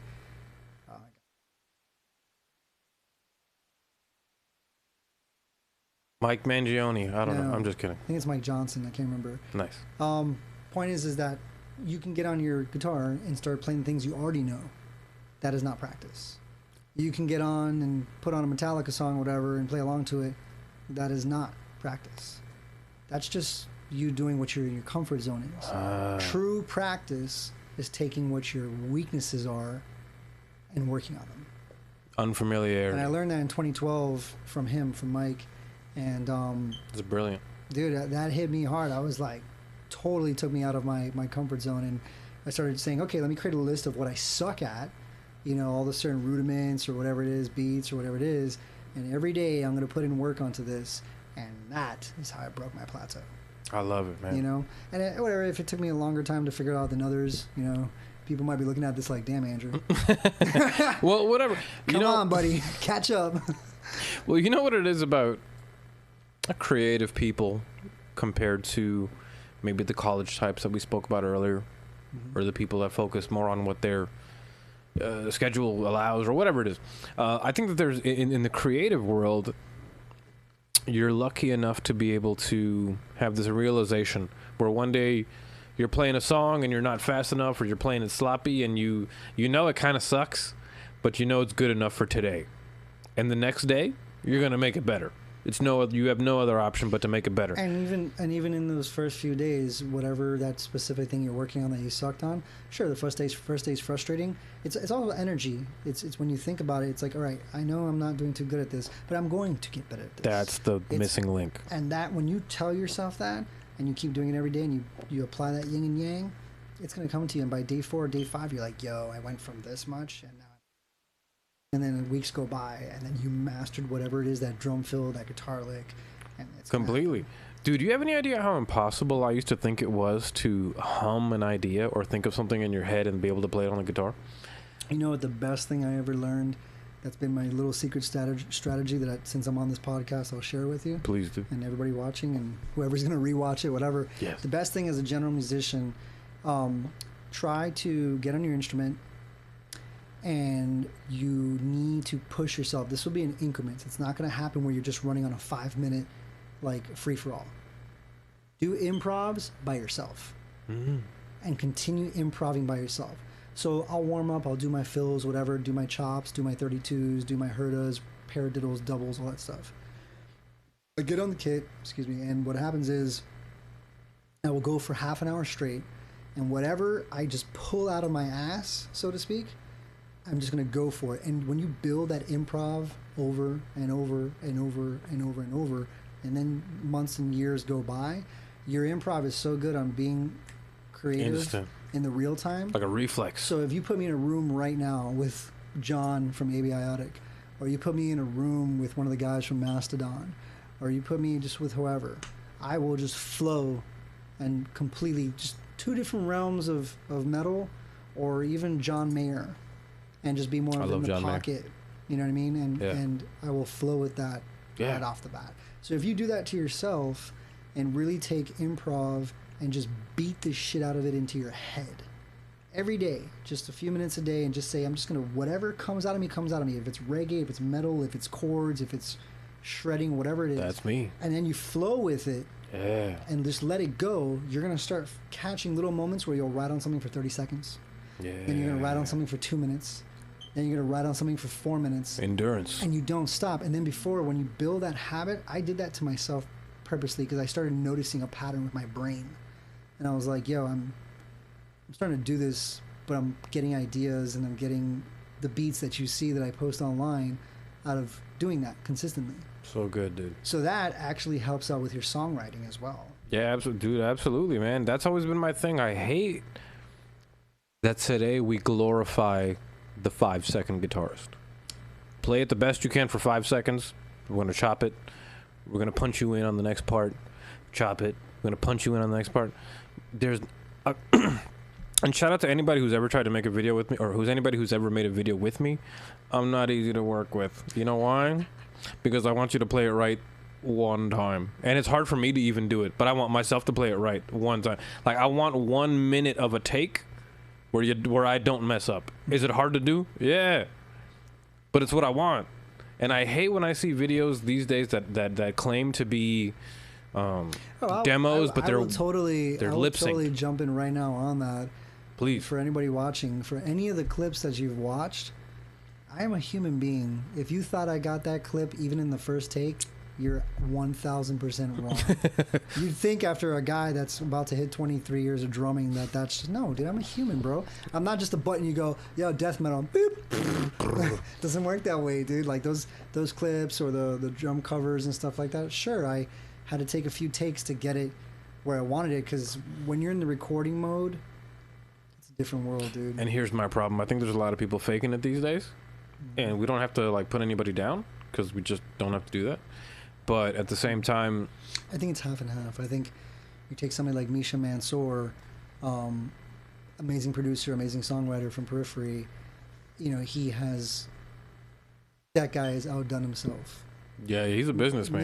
Misha Mansour has become a guitar guy, a producer guy, a great engineer, great be able to mix, creating a library with Get Good drums. Yeah, I forgot about the GG and drums. Building what he did with Matt Periphery, which is all sponged from the legendary Meshuggah, who did, I believe Thomas Hike did Superior Drummer, I think it was.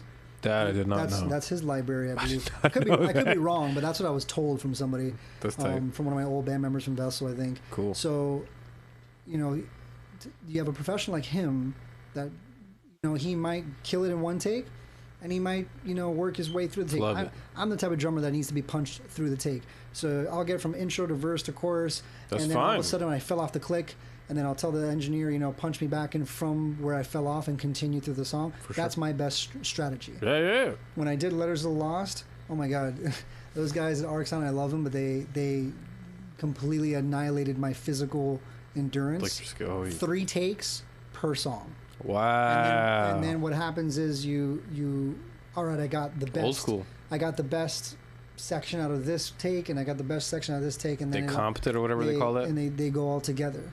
Okay, you know, and these are the things that certain musicians are afraid, especially the big shots in all famous bands. They don't talk about this stuff. No, they don't. Those are things that go on behind the scenes. I mean, the biggest one we all know. I mean, as much as I love him from the early days, Lars. Everybody rags on Lars from Metallica, being like, dude, that guy punches and he just copy paste. I get it, but he's more of a I mean, he went overboard. No, don't get me wrong. Yeah, he's a little. What I love is. I gotta send you this video later. There's a video of Lars's unnecessary drum fills, and he just does these drum fills for no reason in the middle of these songs, and it's just always the same drum fill, just mashing on the snare. Totally, 100%. I love it, man. But I mean, when it comes down to drums, man, I think they're such an important part of the band. They're one of the most important parts of the band. I know that audio engineering would like you to believe that the guitar is the star, but really it's the drums, man. Because I feel like every band is judged by their drummer. Dude, if your drummer is not capable of doing certain things, your band is stuck. Maybe that could be for any instrument, but you get what I'm saying. Depending on, it's the vibe.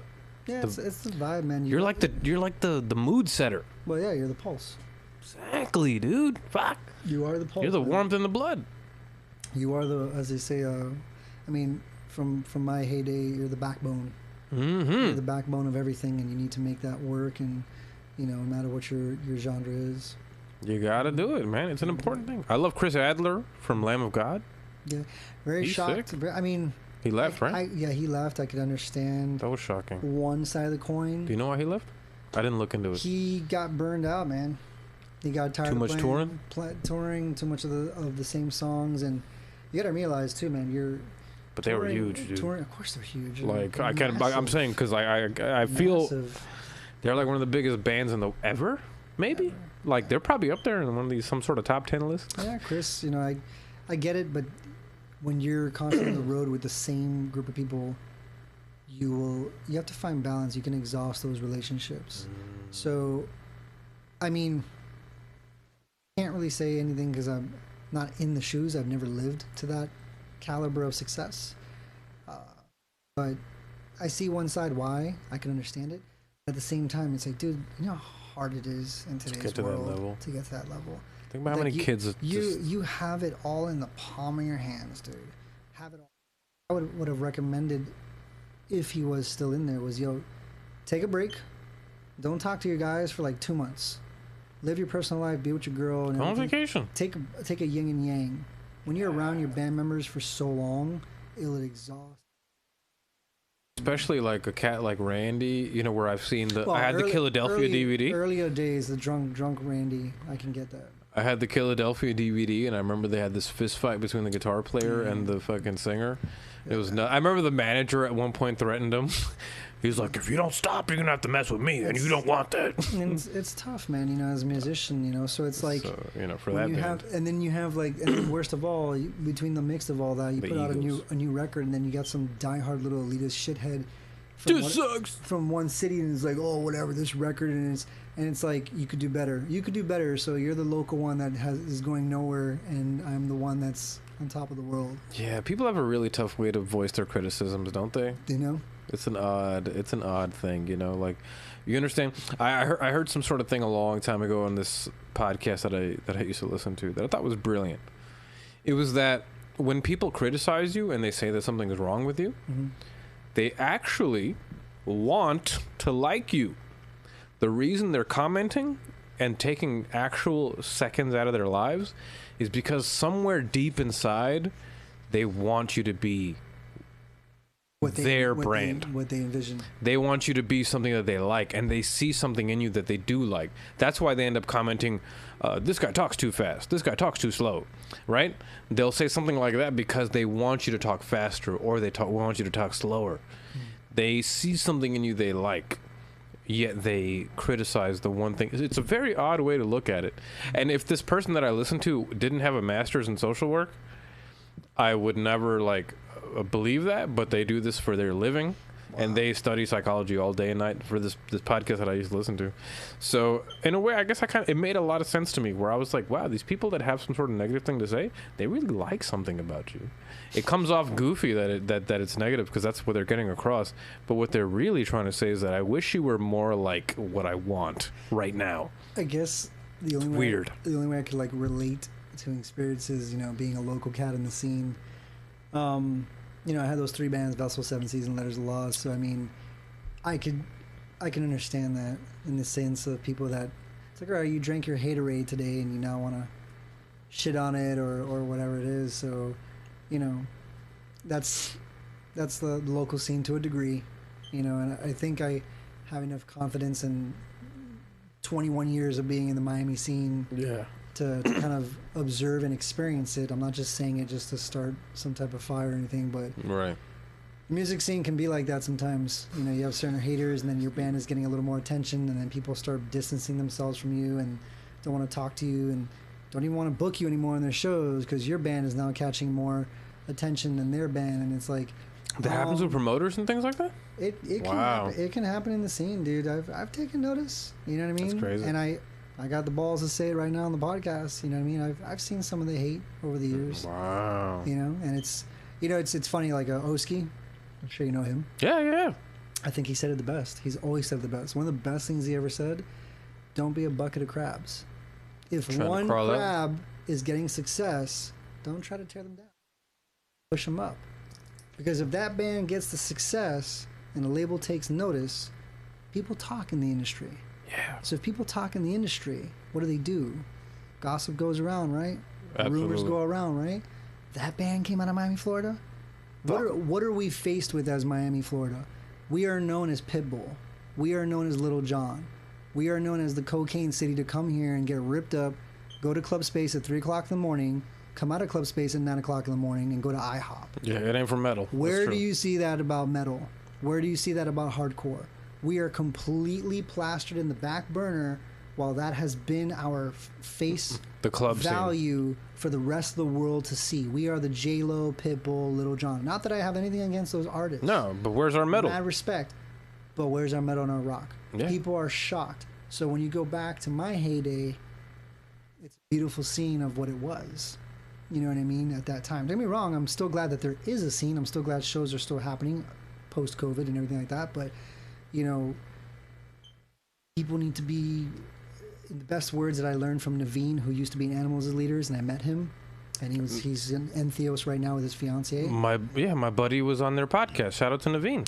Oh, and his fiancée. Sweet, badass. That's awesome. Yeah, maybe I can get you on there as well. Got to meet him in March 2018 in Margate, O'Malley's. Would love to get you on their show. I think you would be amazing, bro. You're a really good podcast guest. Thanks. That's a spoiler alert, guys. And but yeah, Naveen said the best thing to me, and he said, because Letters was broken up, and I went to talk to him and everything. I met him and stuff, and I said, hey man, you know, like what would you give as advice? You know, because me and him were like 2 years apart or something like that in age. And he said, I want you to go home, and you're gonna do gratitude. Total curveball, total like uppercut to the face. Was not expecting that type of answer. You know, I still wanted to like not hope on an answer, just kind of like whatever it is. But gratitude was the total curveball. Like gratitude, like in what was like in life. He's like, dude, you're still alive. Just go home and be thankful. He was like, go home, you're still alive. You still got 4 limbs to play the drums. You're still a young man. And you still can go out there and do auditions, and you can still go out there and be able to make it happen. And I've taken that seed of what he planted into my head, and I've placed it now for the last 2 years. And that's why, as a drummer that's not even in a band, that's why I got all these clips going. That's why I got all these covers going. Wow. And that's why I'm willing to relocate to a whole new county from Miami to Orlando. To make it happen. And start a whole new networking, because that like amplified my. I'm excited for you, man. You definitely got the talent to make it happen. Thanks, I'm not even kidding, bro. Like, you could hit up anybody out there and be an asset to their band. Like, you know, like it's true, dude. Like it's one of those funny times where sometimes you have to gas people up, and other times you're just like, damn, I don't have to gas you up at all. You got the skills to take yourself wherever you need to go. What am I telling you? You know? So that's great, man. And Naveen sounds like a cool cat. I gotta talk to that dude one day. Naveen is, even at his stature, man, being in a drum magazine and his success in his earlier bands, you know, and Animosity, right? He was in Animosity, and of course, Animals as Leaders. When I found out about him, I only heard that recently. I didn't know who he was until a couple of weeks ago. I will be sad to admit. Yeah, I edit for the Big Shred podcast, which I gotta get you on. He toured on the first Animals record, even though that was programmed drums. That was done by Misha. He played it in. Yeah, that was Misha's work on that. Matt Halpern, actually, from Periphery, did drum on it in the early local days. Sure. And then Naveen started doing the tours. And sick, man. I tried to meet him, actually. So when I met Tosin and Javier as Animals at that time during that tour. Javier's amazing. Yeah, they're both amazing. Yeah, and, they are. Yeah, you know, Tosin was like, yeah, he's in the back. He can't handle like what has just happened with his life. There was a time where Naveen was embracing the whole like, okay, my life just changed. Everybody knows who I am now. Everywhere I go, people are calling out my name. He was actually like chilling in the tour bus because it was very intense. Yeah, so some people got anxiety. It took me a decade worth just to have that 5-minute conversation to get that answer of practice gratitude, and that changed my whole perception of not just my drumming life, but my personal life as well. That's a great piece of advice, dude, too, because it's the one that nobody expects. If that was literally like if you took a Hiroshima bomb and just went right there to me, and just it was that big of a boom for me to realize that is the energy I need to start harnessing and projecting out to the universe. Those are the best people in life, are the ones that drop a few words and they make you re-examine everything that you've ever thought. Yeah, man. Those are the real people in life. I bring up Joe Satriani a lot because he's like my musical role model. It's like my musical dad. That's awesome. You know, like every Father's Day I look at him and I'm like, oh, I wish. I'm just kidding. No. Shout out, Dad. I love you too. But, you know, wish you were there. Wish you were there more often. I'm just kidding. With Joe Satriani, the thing about him is that I was listening to a interview with him a long time ago, and he said that his teacher told him, oh shit, give me one second. There's more beer, guys. Would you like another beer, my man? More beer. How long are we going? Wow, we're past midnight already. We are past midnight. Damn, it's almost time to call it an evening. I didn't realize we were so late into the night. Well, we did miss the first like 45 minutes of the show. Just about. But that's okay, guys. Episode 116 of Shut Up, Let's Talk, and we're glad to have you here. I'm glad to have Andrew Nicholson here on the show tonight. Drummer extraordinaire. Sick-ass drummer, a.k.a. And Joe Satriani, my favorite guitar player, his guitar teacher was musical teacher was a blind piano player, teaching him how to play guitar. Get out. Yeah, this guy named Lenny something, Tristiano. Anyway, he was a blind bebop piano player, and he told Satriani to play a note on the guitar. But you know how like some people play a note and they start bending it, the vibrato. Okay. He told him, "Can you just play a note and just have it sound good and stop twitching your fucking fingers?" Like, can you just play a note and make it sound good? And it was his job to literally play a note on the guitar and make it sound good. Just hit a note. Is it going to sound good? Now, that's a very spiritual thing to do. That's kind of like somebody telling you to hit a snare. And are you hitting it right or not? You don't fucking know. You know, what's your frame of reference? You don't know. Of course. But does the snare have enough talk back? Is it pinging back to you? There are many ways to take that information. It's the style, the song, the mood, everything. You know, are you stopping the snare? Are you letting it talk back? Are you doing all these things? There's so much that goes into playing a note or playing a beat or a hit, or whatever it is.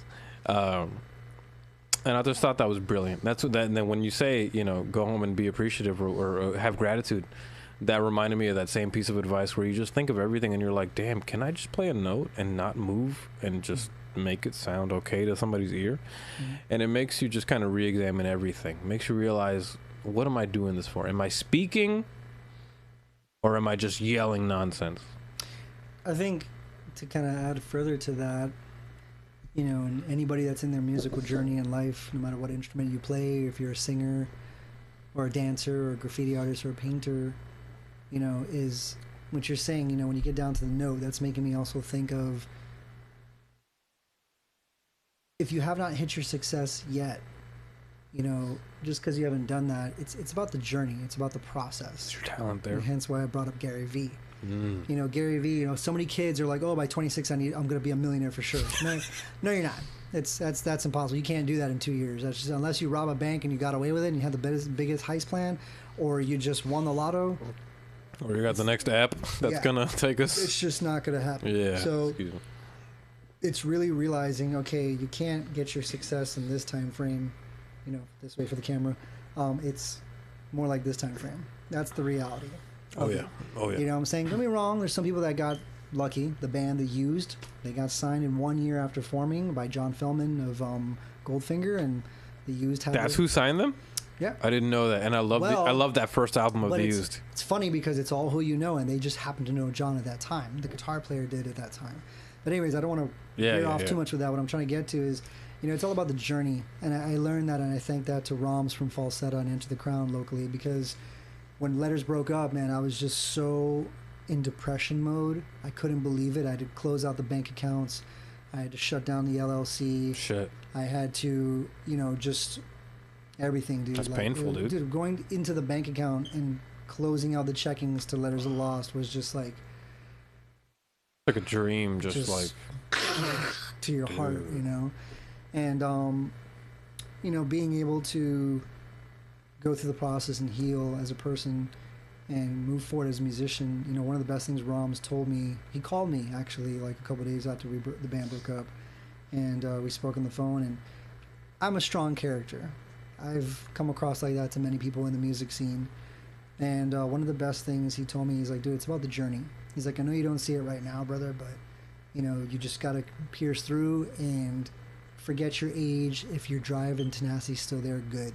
And I kind of held on to and nurtured on to that, kind of put it on the back burner, because obviously I needed to get over the band at the time. And between that and Naveen with gratitude, those are the two things that I'm definitely going to end this podcast and my first podcast with everybody. It's a musician or even a person in life. If your passion is becoming a teacher, it's the journey, it's the process. And when you do get that reward at the end, dude, I'll even say it right now, I have to keep going at 36 because the one thing I don't want is regret. Don't want to be, let's say I get to 75, I cannot life and say by 38 what would have that reaps in my mind, bro, forget it. I'm with you. I don't want that at all. I rather would go down saying if I made it or if I did not, at least I gave it my motherfucking all. Did everything I could. And I'm with you, man. I will definitely say that to kind of cap that out for the podcast. Cheers and cheers on that. Cheers on that beat because that's huge, man. Yeah, dude. It's you have to. It's passion, man. It's just what I'm all about. I'm with you, man. And you know what? That's what a real musician would say. And that's what a real musician should say, because a lot of people get into this kind of thing to maybe meet people, meet significant others, or some people do this to get a paycheck, a decent paycheck that they think they're gonna get. Yeah. And there's many other reasons for it, but some just do it just for the fame. Some do it for the fame. Yeah, I've seen those bands that are all looks and no talent. And no talent. And at the end of the day, folks, your talent is probably what's going to get you farther. And don't get me wrong, your work ethic and your connections will probably get you, it might get you a couple more bucks. But as far as respect goes, would you rather be somebody who's respected and is known as a dope player, or somebody who's known for just making a bunch of cash and getting, and not being really that deserving of it? I'd rather be like Bob Marley, man, where you left a dent in this earth and your music is still being played decades later after you're long gone. I mean, that's huge. No money can buy that, man. Nah, that's everything. That's what it's all about, dude. I don't want to be those two guys that somebody's washed up. That's washed up now. Just one hit wonders, man. The people that just cashed in, made that stupid silly song. Milli Vanilli back in the day. They lip synced and they were just two good looking dudes, and the record label hit them up, and they were isn't it LMAO? Oh yeah, LMAO, LMFAO, one or the other. I don't want to be like that. Yeah. 2 songs, woohoo, cash in, made millions. Where are you now? And this is only because it's a coincidence. Apparently, one of them, he's like suing the company because they skimped him out on a bunch of money. He ended up getting famous because his uncle was somebody doing a thing. I don't know. It doesn't. Who knows? Who cares? Anyway, episode 116, folks. Andrew Nicholson, thank you so much for hanging out tonight with us on this show. Thank you for sticking around after the first stream. We didn't realize, what was it, 40 minutes? Dude, thank you for sticking around after the first failed stream, man, because I appreciate you sitting with us and having that talk again. And just, man, I could tell you're a professional because you moved on into the second half of the show without even a skip of the beat, and that's a lot to ask from you, man. And damn, I didn't notice that. That means a lot to me, man, and a lot of people couldn't handle that kind of pressure, brother. So I appreciate you coming through and giving us your best, my man. And shout out to Andrew for his amazing talent. 23 years into drumming and into music, and that's you've seen some of the dopest bands that have come out of this music scene in Florida and Miami, where we're nearby. And I'm hoping to eventually get on the stage one day and see you in there, or maybe you'll be playing drums with me, bro. You never know, man. Life is short. You never know what happens in the future, right? I'm so ready for Orlando and my new life, and I'm wanting to see what it's all about and what it's gonna bring and who I'm gonna attract. And I'm with you, bro. Who knows, man? Maybe I'll rip it down here and come down for Kryptonite Fest with a new project and be able to, we'll see how everything goes, and I'm with you, brother. See my old friends in the scene, I'm with you, my man. And, a long time ago, I asked you about doing a drum cover or some sort of like cover song. What the song I had in mind was a Mega Man song. It's for Mega Man X3. It's the opening tune. And it's not difficult drums, but, man, I know you could add that groove, brother, because I've been wanting to do that song. I've been wanting to cover that song forever. But I wouldn't hate to do it on programmed drums. I would hate to do it. No, you want on the real deal. And I know that you could do that. And I don't know if you know the song I'm talking about, but I'll show it to you after the show. Cool, in the meantime, folks, if you guys want to follow Andrew, where can they follow you out on the social media, my man?